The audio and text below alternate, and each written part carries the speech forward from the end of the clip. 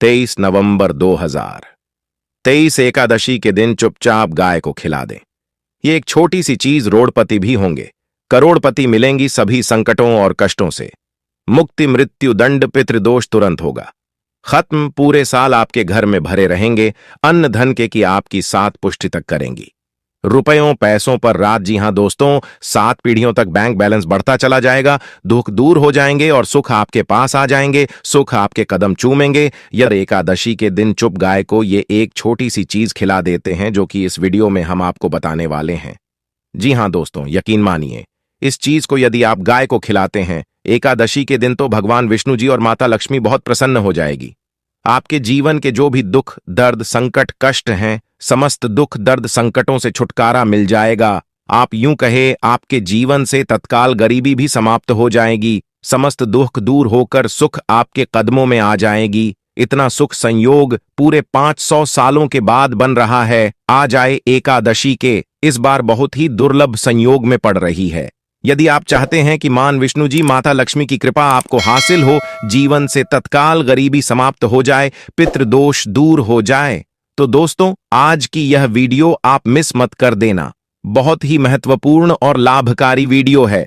पूरे 500 वर्षों के बाद देवउठनी एकादशी के दिन इस बार ऐसा शुभ संयोग बन रहा है जिसमें आपके समस्त दुख दर्द संकट दूर हो जाएगी।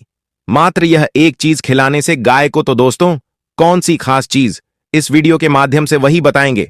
पूरा वीडियो देखना, बहुत ही महत्वपूर्ण वीडियो है, आपके लिए लाभकारी वीडियो है। क्या दोस्तों, वीडियो का सबसे पहले तो आपसे रिक्वेस्ट करते हैं, भगवान विष्णु जी और माता लक्ष्मी के सच्चे भक्त वीडियो को लाइक कर देना और सच्चे दिल से कमेंट्स बॉक्स में जय श्री विष्णु, जय महालक्ष्मी, जय गौ माता जरूर लिख देना, जैसे आपकी समस्त मनोकामनाएं पूर्ण हो जाएं। और ज्यादा से ज्यादा वीडियो को अपने दोस्तों में शेयर जरूर करना। दोस्तों आपको बताना चाहेंगे कि हिंदू धर्म में का बड़ा महत्व होता है। साल में कुल 24 एकादशी पड़ती है, यानी हर महीने 2 एकादशी पड़ती है। प्राप्ति भी होती है और समस्त पापों से उनको मुक्ति मिल जाती है।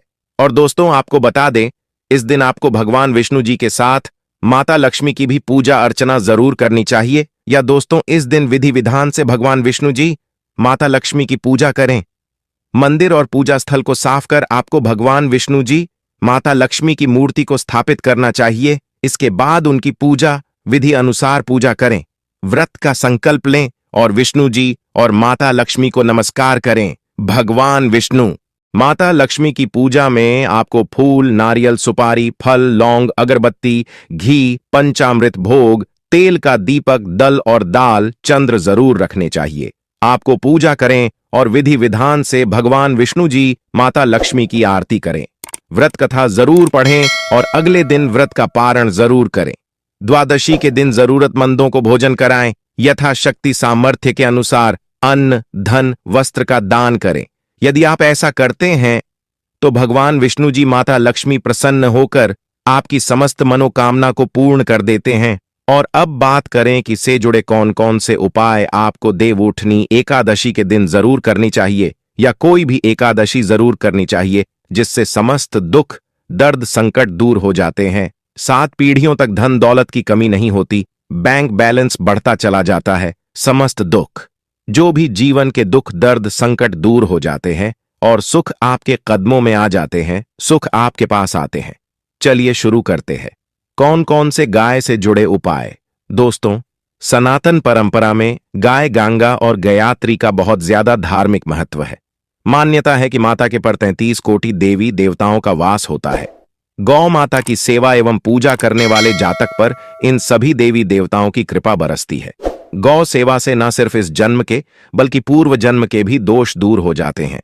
प्रत्येक सुबह जब आपके घर में भोजन बनना प्रारंभ हो तो सबसे पहले बनाई गई रोटी को आप गौ माता के नाम से निकाल दें और भोजन करने से पूर्व गौ माता को इस रोटी को खिलाएं।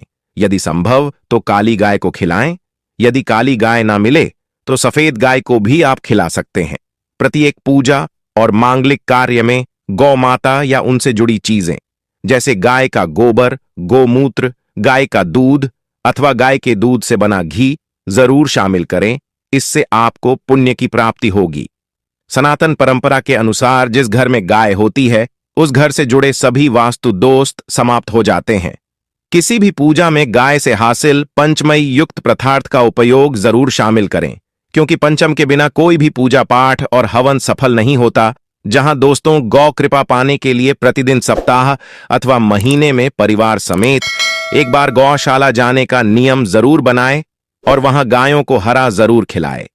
इससे आपको शुभ फलों की प्राप्ति और साथ ही साथ गौ सेवा और गौ पूजा से 9 ग्रह शांत हो जाते हैं और इनसे जुड़े दोषों का निदान हो जाता है। गर्मियों में गौ माताओं को पानी पिलाए और सर्दी में गौ माता को गुड़ जरूर खिलाए। ध्यान रखें कि गर्मियों में गाय को गुड़ ना खिलाए। अनेक देवी देवताओं को अपने शरीर पर धारण करने वाली गौ माता से जुड़े कई शुभ और अशुभ संकेत भी होते हैं। मसलन गाय का दूध दोहते समय यदि गाय ठोकर मार दे और सारा दूध बिखर जाए तो अपशगुन होता है।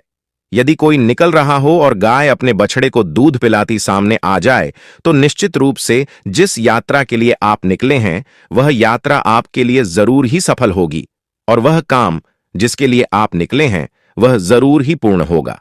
यात्रा पर जाते समय बाईं ओर गाय की आना और रात्रि में गाय की हुंकार करना भी शुभ होता है।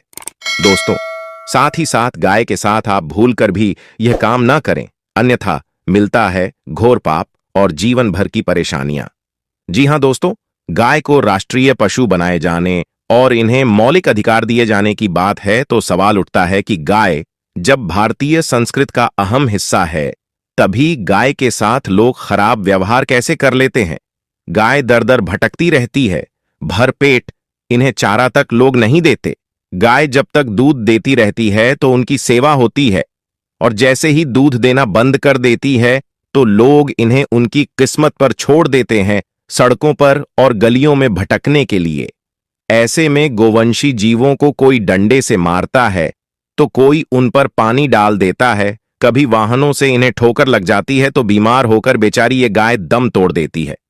ऐसे में जरूरत है इन बातों को कि गाय को लेकर शास्त्रों में क्या कहा गया है, गाय के साथ आपको कैसा व्यवहार करना चाहिए। क्या दोस्तों, गाय को कभी भी मारना पीटना नहीं चाहिए। शास्त्रों में गाय को माता का दर्जा दिया गया है। गाय को मारने पीटने वाला माता को मारने पीटने वाले के समान पाप का भागी माना जाता है। ऐसे घरों को नर्क लोक में वर्षों तक कष्ट भोगना पड़ता है, अगले जन्म पशु में मिलता है। कथा है कि गौतम मुनि ने गलती से गाय को डंडा मार दिया जिससे गाय की मृत्यु हो गई थी और इस पाप से मुक्ति के लिए इन्हें वर्षों तक तपस्या करनी पड़ी। भगवान श्री कृष्णा जी ने बैल स्वरूप में आए वृत्तासुर का वध कर दिया था, जिससे मुक्ति के लिए भगवान श्री कृष्णा को संपूर्ण तीर्थों को एक कुंड में बुलाना पड़ा और इस कुंड में स्नान से वह पाप मुक्त हो गए थे। साथ ही साथ जो लोग पानी पी रहे को भगाते हैं वे घोर पापी के भागी बनकर नर्क भोगते हैं, ऐसा पुराणों में बताया गया है। जबकि जो लोग गाय के लिए प्याऊ और चारागृह बनवाते हैं वो महा होते हैं। ऐसे लोग घोर पाप से मुक्त होकर स्वर्ग पा जाते हैं और बड़े ही धनवान कुंड में जन्म लेकर सुख भोगते हैं और साथ ही साथ आराम कर रही गाय को कष्ट देकर कभी भी उठाना नहीं चाहिए। कहते हैं कि जिस स्थान पर गाय बैठी है वहां से नकारात्मक ऊर्जा समाप्त हो जाती है। गाय के बैठने की जगह को जो लोग नियमित साफ रखते हैं वे पूर्व जन्म में किए गए जाने अनजाने में पापों से मुक्ति हो जाते हैं और गोलोक में स्थान पाते हैं। गाय को डंडा मारकर उठाना, पानी डालकर उठाने से मनुष्य पाप का भागी है और अगले जन्म में उसे दर दर भटकना पड़ता है। और साथ ही साथ शास्त्रों में बताया गया है कि गाय का दूध उसके बछड़े के लिए होता है। गाय के बछड़े से हुआ दूध ही मनुष्य को लेना चाहिए, परंतु कुछ लोग एक बार गाय को दोहू लेने के बाद फिर से बछड़े के लिए बचा हुआ दूध भी धो लेते हैं।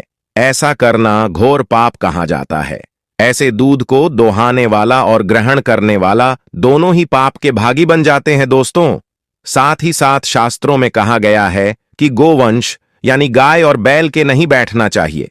इनके पीठ पर बैठने से महापाप लगता है। ऐसे लोगों की यातना भोगनी पड़ती है। एकमात्र महादेव के अंश के उत्पन्न नंदी ही गौवंशी है, जिस पर स्वयं महादेव और महादेवी सवारी करती है, क्योंकि नंदी ने स्वयं अपनी इच्छा से महादेव की सवारी बनना स्वीकार किया था। और साथ ही साथ शास्त्रों में गाय के दान को बहुत ही महत्व दिया गया है। परंतु ऐसी गाय का दान कभी नहीं करना चाहिए जो बूढ़ी और बीमार हो। कठोपनिषद में नचिकेता की कथा भी इस संदर्भ में है कि जिस नचिकेता ने पिता द्वारा बूढ़ी गाय को दान करने पर आपत्ति जताई थी, दूध देने वाली और बछड़े सहित जो लोग गाय का दान करते हैं, महान पुण्य को हासिल करके स्वर्ग में स्थान पाते हैं। दोस्तों, साथ ही साथ सूर्य, चंद्र, मंगल या शुक्र की युति राहु से हो तो पितृदोष होता है। यह भी मान्य है कि सूर्य का संबंध पिता से एवं मंगल का संबंध रक्त से होने के कारण सूर्य यदि शनि, राहु या केतु के साथ स्थित हो या दृष्टि संबंधी हो तथा मंगल की युति राहु या केतु से हो तो पितृदोष होता है। इस दोष से जीवन संघर्षमय बन जाता है। यदि पितृदोष हो तो गाय को प्रतिदिन या किसी भी एकादशी को या किसी पूर्णिमा के दिन या अमावस्या को रोटी, गुड़, चारा आदि खिलाने से पितृदोष समाप्त हो जाता है। साथ ही साथ देसी गाय की पीठ पर जो ककुद कुबड़ होता है वह बृहस्पति गुरु है। अतः जन्मपत्री में यदि बृहस्पति अपनी नीच राशि मकर में हो, सफल होगी। और साथ ही साथ यह संकेत भी जाने, यदि आप यात्रा पर जा रहे हैं और सामने आपके गाय पड़ जाए अथवा अपने बछड़े को दूध पिलाती हुई सामने गाय दिखाई दे जाए तो समझ जाना कि वह यात्रा आपके लिए जरूर ही सफल होंगी और साथ ही साथ घर में गाय होती है, उसमें वास्तु दोष स्वतः ही समाप्त हो जाता है। और साथ ही साथ आपको बता दें कि गाय को आप जो भी रोटी बनाएं, प्रतिदिन ताजी रोटी ही बनाएं। गाय को अगर आपने रोटी बनाई है तो कोशिश करें कि उस रोटी को आप तुरंत ही गाय को दे दें। अगर आप उस रोटी को रख देंगे और उस रोटी को अगले रोटी मानी जाएगी, गाय को कभी भी बासी रोटी ना दे। इससे घर में नकारात्मक ऊर्जा वास करती है और जो भी कार्य आपके बनने वाले होंगे वह कार्य भी आपके बिल्कुल भी नहीं बनेगी। इससे आपके घर में हमेशा दरिद्रता वास रहेगा और आप जिस भी कार्य को करेंगे उस कार्य में आपको हमेशा असफलता ही हाथ लगेगी। इसलिए कोशिश करें गाय को रोजाना ताजी रोटी बनाकर खिलाएं और रोटी को बिल्कुल ना रखें। बासी रोटी गाय को ना दे और साथ ही साथ सड़ी चीजें गाय को नहीं खिलानी चाहिए कि घर में कोई फल है, कोई सब्जी है, सड़ जाए तो लोग क्या करते हैं, गाय को खिला देते हैं। नहीं, ऐसा नहीं करना चाहिए। ऐसा करने से यदि आप गाय को खिलाते हैं तो और आप पाप के भागी बन जाते हैं।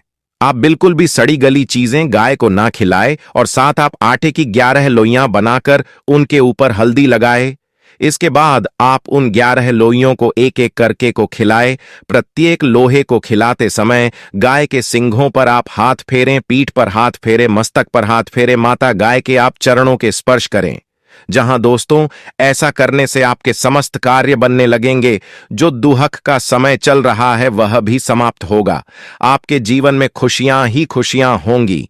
और एक बार आप 7 बार गाय की परिक्रमा भी कर लें तो आपके समस्त कार्य पूर्ण होंगे। साथ ही साथ आप गाय को जब भी रोटी दे, रोटी पर या तो आप थोड़ी हल्दी लगा लें या थोड़ा गुड़ रख लें। अगर गुड़ ना हो तो आप थोड़ा मिश्री रख सकते हैं, थोड़ा घी रख सकते हैं। या दोस्तों, गाय को कभी भी सूखी रोटी ना खिलाए। सूखी का मतलब गाय को जो रोटी रखे खिलाए उस पर कुछ ना कुछ रखकर खिलाए। हल्दी रख ले, गुड़ रख ले, मिश्री, घी या जो भी रख ले, मतलब खाली रोटी नहीं खिलानी है। ध्यान इस बात का रखे, जब ही आपको शुभ फलों की प्राप्ति होगी। जी हाँ दोस्तों, ये थे गाय से जुड़े कुछ पूर्ण उपाय, कुछ बातें जिन्हें आप